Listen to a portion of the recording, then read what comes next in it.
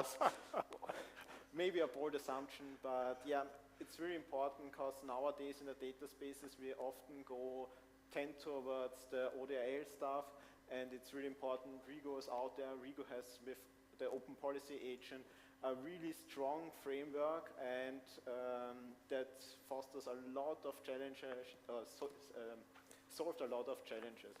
So what I'm going through today, I don't know, I missed the whole talks because I was also participating at the hackathon, so I'm not sure how deep you introduced or Danube was introduced. I will make a short summary. I will, for the people that don't know, shortly explain the Open Policy Agent, what we did in the past, what we're doing now, and what we learned.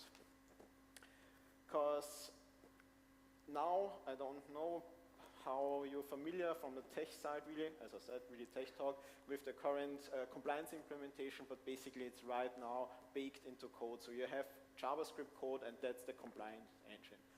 So there was a lot of talks in recent years and how to think, and we also implemented that one already in OPA last year, partially, but not as a really compliance engine, just to validate what's the output of law.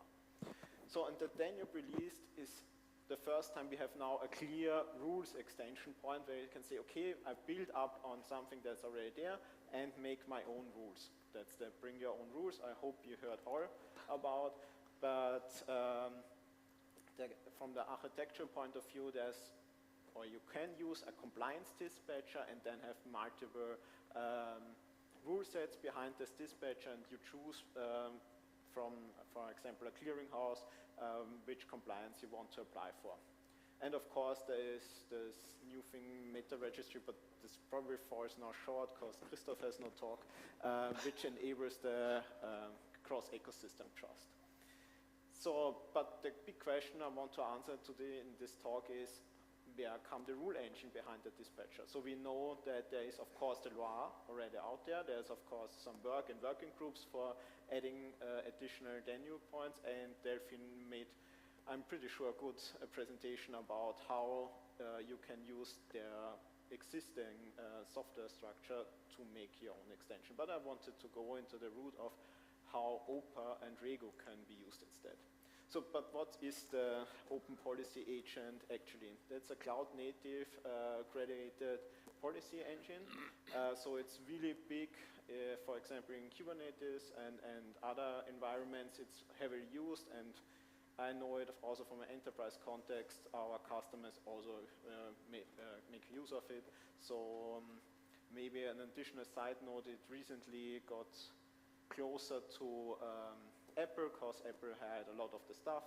So nowadays it's Apple is funding the further development, which is really nice because you see it's moving way faster. It implements a lot of features that were before behind closed source, now are open source and free to use. Yeah, so, but what makes it good is rules are written in Rego, and Rego is a declarative, like Datalog inspired language.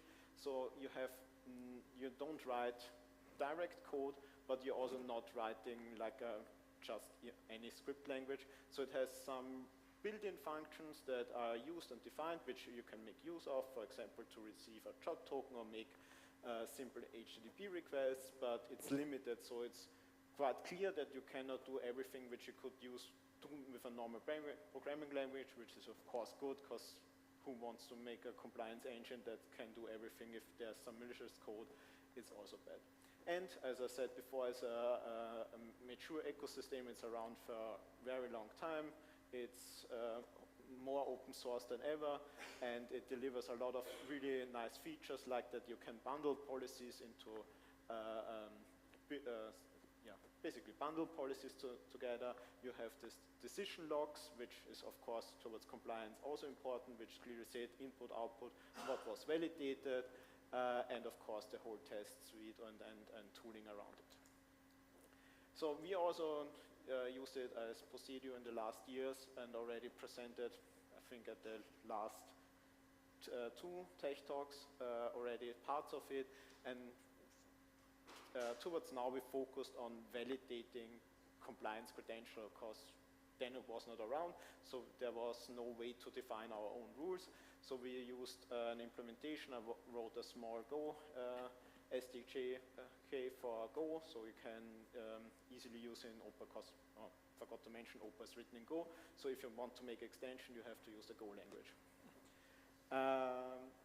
Yeah, but what's now the Gaia-X built-ins on top of OPA? Yeah, we have written, or I have written a verify presentation resolver that you can verify, resolve, and see our enveloped credentials in it, and also classic resolvements of DIT and JSON-LD context, which of course OPA natively does not support yet, but maybe in the future. So, but for this year, what we did new was make Danube available. What does it mean? We have to define the trust scopes. So behind what trust scope which Rego policy stands, we accept in accordance to the compliance dispatcher verify presentations and generate verify credential out of it. And the important part is here, Rego decides, so the policy language decides, but the open policy plugin makes the cryptographically and the other work that has to be done to generate valid VCs and validate VPs. So again, security perspective, we don't want to have both combined in the same engine, that we are always sure that what we run is valid. And of course, rules can live on both sides. Most checks stand on Rego, but we can also bake in some rules into the plugin. As said, for example, the technical compliance, how's it, kit? No, what specific, the kit, technical compliance kit? Yeah, TCK, so, yeah. Compatibility kit. Yeah. Compatibility kit, sorry, Christoph, thank you. The compatibility kit, that technical thing would be happening in the open policy agent. So from the architecture point of view, as I said, we have this compliance dispatcher. You can use the Gaia-X one. You don't have to use any, because you can directly go, of course, to the OPA runtime as well, but completely I made the interface usable with the compliance dispatcher. So technically, you just register their new plugin or new endpoint and say, okay, new trust scope, and that will query the OPA runtime. So in the OPA runtime, from OPA has some interesting extension points. First are the plugins. Plugins is a really heavier thing that loads per config, is not really aimed to used in build-ins, but can produce build-ins, but the plugin is really something that just makes use of the OPA core things, or is, yeah, it's really a little, can do everything basically. For example, as I put also, like you can have a gRPC endpoint, file logger, or other external policy decision points baked in as plugins. And the other extension point the open policy agent offers are built-ins, and the difference is built-ins are really there for use in Rego.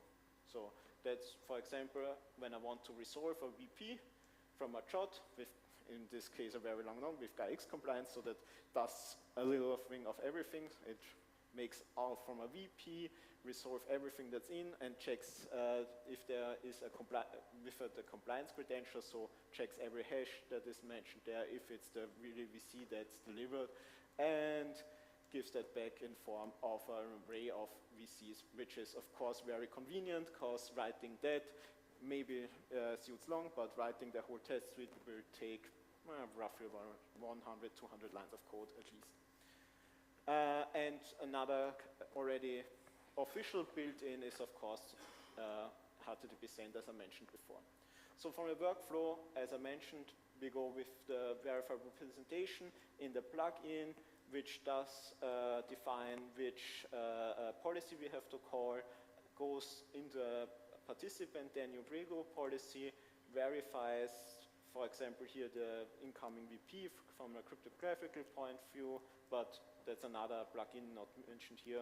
That's our Gaia-X plugin, or built-in, to be honest. Yeah, and you can extend it as you like. And after the decision is done, it delivers back to the plugin, and the plugin then generates the VC out of it and delivers it.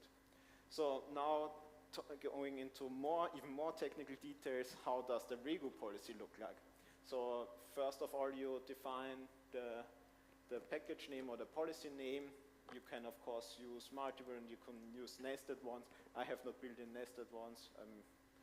You can ask Stefan Wiedemann here that he can provide you a lot of them, how that looks like, and then specify the personal pattern that I say default is always like do not allow the policy. Here we start with the resolving, and then we can also make our first check. Of course, it looks now pretty long, but honestly, checking if the VAT ID and the country code is in there is already important, but we get at that because, I mean, it's now a little down for you. I can read it. Yeah.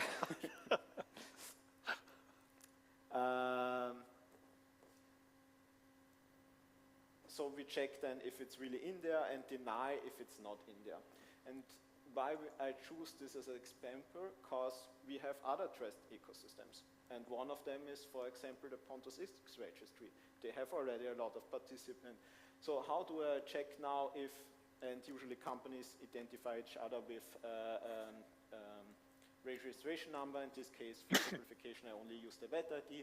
So I look here in the cache from the registry about all participants on a matching VAT ID, and only if the VAT ID of the participants match, then it's good to go further.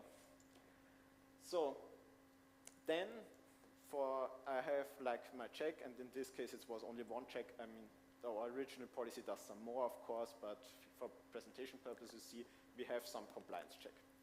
After the compliance check, I build a base verifier credential. I call it base because, not credential subject, because we know part of a verifier credential is the credential subject.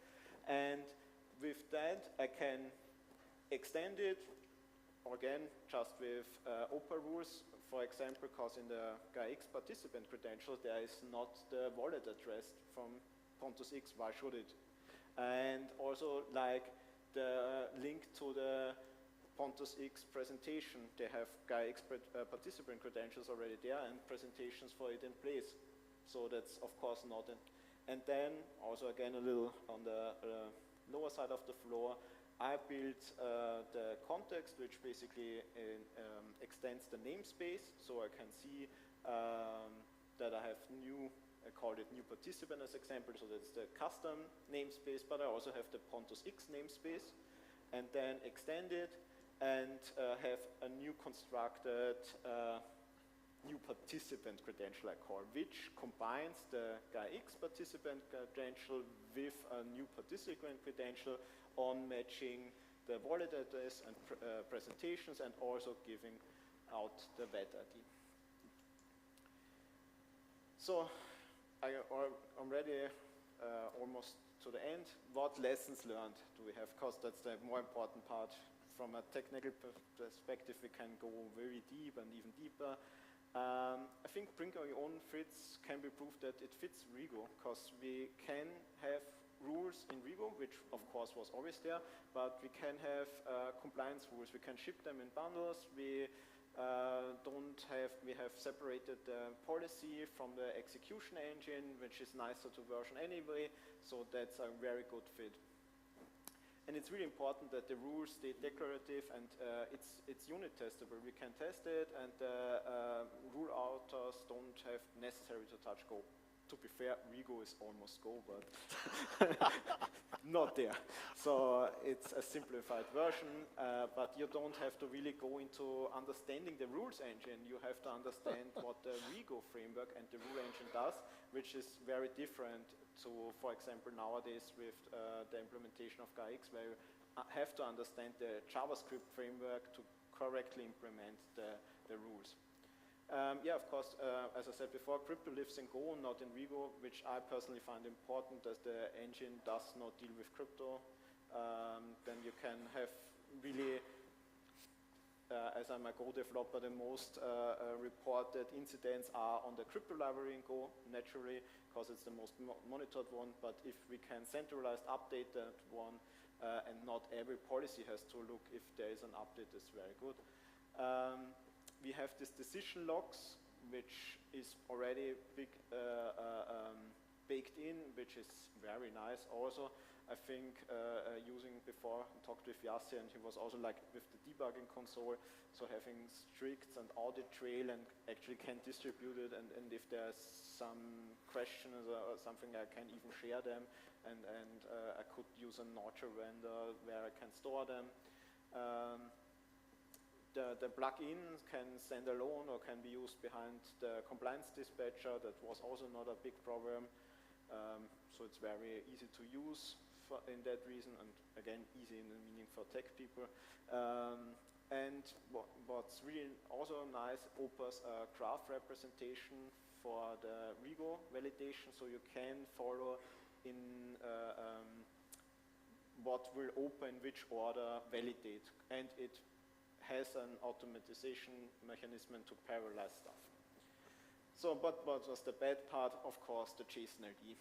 I'm still not really that big fan of, but canonicalization or how to fix shapes or something is really hard, and I did not do it for the example, but normally you have to normalize it. It does not only work if you normalized it into a RDF or something in a graph and start working on the graph, else every change can fail, and even then it's no guarantee, because if the ontology is changed, then yeah, and not correctly versioned, we have another problem. But that's a general problem, not very specific, but hits us here as well. Rego is pretty easy. I think every LLM understands Rego because it's so industry standard, but writing correct Gaia-X rule is a subject of the domain and not necessarily makes it easier. So that's what I wanted to say with easy for tech people. If you set nowadays an LLM on the task, it writes you perfect Rego. Question is there even, as mentioned before, for example, an ontology there that you can use, or is everything else there you want to have? So that's the really hard part, which you have to have before you can start with compliance. And of course, the compliance dispatcher itself is new, and with the talks with the tech guys, it's still a moving target. So if the interfaces, maybe they get more stricter, maybe you want to use more features out of them before you even go into a decision engine, but that's, again. So that's from my side. Thank you. I hope it was not too technical, and if any questions, I don't know if I have time, probably not, but else later.